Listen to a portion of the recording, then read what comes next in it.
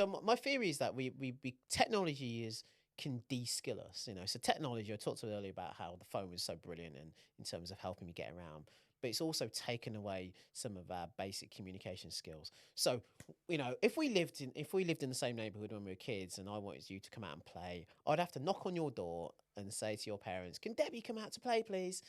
And you know, and then you'd come. So I had to go through a gatekeeper. You know, I had to speak to an adult. I had to speak to someone outside of my peer group. And our kids don't do that. They text you from outside. You know, that's if they go outside.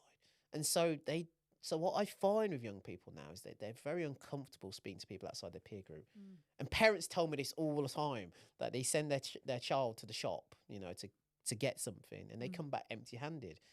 And they said, you know, why haven't you got the stuff? And I said, oh, I couldn't find it. I said, well, why didn't you ask the you know, the shop assistant? And the idea of going to speak to a stranger and show that kind of vulnerability that you don't know something seems really, really difficult for them. So I don't necessarily prescribe to this, that they've all got social anxiety or anything like that. I just think for a lot of them, there's a skill that they don't have, which